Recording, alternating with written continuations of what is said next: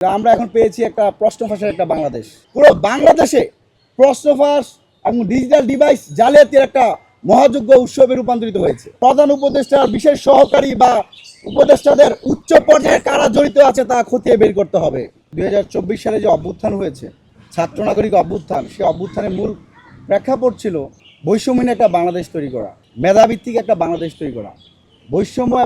বৈষম্যহীন এবং মেধাবীদের বাংলাদেশ তৈরি করার লক্ষ্যেই আমাদের অভ্যুত্থান সংগঠিত হয়েছে। আমরা চেয়েছিলাম বৈষম্যহীন একটা রাষ্ট্র, কিন্তু আমরা এখন পেয়েছি একটা প্রশ্ন ফাঁসের একটা বাংলাদেশ। 2 সহস্রাধিক শহীদের রক্তের সাথে বেমেনি করার সামিল। যেখানে আমরা মেধার মূল্যায়ন চেয়েছি, সেখানে আমরা প্রশ্ন ফাঁসের মধ্য দিয়ে মেধাবীদেরকে আজকে আত্মহত্যার দিকে ধাবিত করছি। এই যে প্রাথমিক সহকারী শিক্ষক নিয়োগ পরীক্ষা, সেখানে গ্রেড হচ্ছে 13তম, সেইখানে আবেদন করেছে 10,80,000 শিক্ষকদের আন্দোলনের প্রেক্ষিতে সেটা বর্তমানে প্রায় 11তম গ্রেডের দিকে ধাবিত হওয়ার একটা প্রক্রিয়া চলমান রয়েছে। এমন একটা বাস্তবতা আমরা দেখতে পেয়েছি, শুধুমাত্র গাইবান্ধাতেই 52 জনকে আমরা প্রশ্ন ফাঁস এবং ডিজিটাল জালিয়াতি যে ইলেকট্রনিক্স ডিভাইস আছে সেগুলোকে আমরা 52 জনকে গ্রেপ্তার হতে দেখতে পেয়েছি।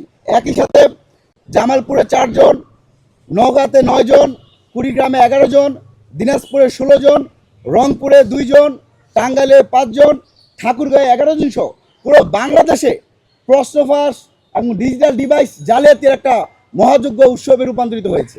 আমরা ছাত্র সমাজের পক্ষ থেকে তীব্র নিন্দা এবং প্রতিবাদ জানাচ্ছি। তবে আশ্চর্যের বিষয় আমরা দেখতে পাই, এবারও আমরা এর আগেও বিসিএস পরীক্ষার প্রশ্ন ফাঁস যখন হয়েছে তখন আপনারা অনেকেই জানেন, সেই পিএসসির একজন চেয়ারম্যানের ড্রাইভার আবেদ আলীর কথা আপনাদের নিশ্চয়ই মনে আছে।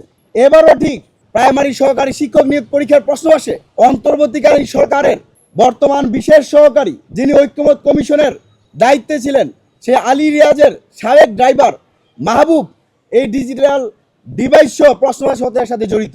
আমরা প্রশ্ন করতে চাই, প্রতিবারই এই যে একজন ড্রাইভারের পক্ষে কি সম্ভব প্রশ্ন কোথায় আছে সেখান থেকে প্রশ্ন ফাঁস করা? আমরা আবেদ আলীদেরকে গ্রেপ্তার হতে দেখি, কিন্তু সেই পিএসসির চেয়ারম্যানকে কিন্তু আমরা গ্রেপ্তার হতে দেখতে পাই নাই। আমরা সন্দেহ করছি, সংশয় করছি, এই যে এবারও যে ড্রাইভার মাহবুবকে গ্রেপ্তার করা হয়েছে, তার সাথে প্রধান উপদেষ্টার বিশেষ সহকারী বা উপদেষ্টাদের উচ্চ পর্যায়ে কারা জড়িত আছে তা খতিয়ে বের করতে হবে। ছোটখাটো কাউকে ধরেই রুই কাতলদেরকে আমরা দূরে রাখতে পারি না, যার দরুন বাংলাদেশের প্রতিনিয়তই প্রশ্ন ফাঁস হচ্ছে।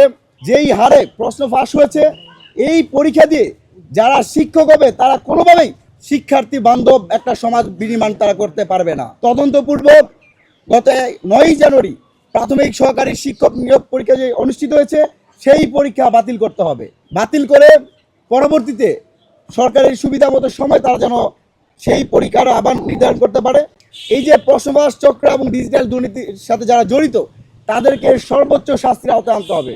বিগত সময়ে যারাই গ্রেপ্তার হয়েছে, আবেদ আলীর কথা আমরা শুনেছি, সে 2011 সালে কিন্তু গ্রেপ্তার হয়েছিল, পরবর্তীতে আবার তাকে ছেড়ে দেওয়া হয়। প্রশ্ন ফাঁস রোধ করতে হলে, বিশেষ করে যেহেতু গতকাল এমসিকিউ পরীক্ষা ছিল, আমরা সরকারের প্রতি প্রস্তাবনা রাখতে চাই, এমসিকিউ পরীক্ষা বাদ দিয়ে লিখিত বা রচনামূলক পরীক্ষা অন্তর্ভুক্ত করা যায় কিনা। যদি রচনামূলক পরীক্ষা অন্তর্ভুক্ত করা হয়, তাহলে এখন যে হারে প্রশ্ন ফাঁস হচ্ছে, সেই প্রশ্ন ফাঁস হওয়ার সম্ভাবনা অনেকটাই কমে আসবে।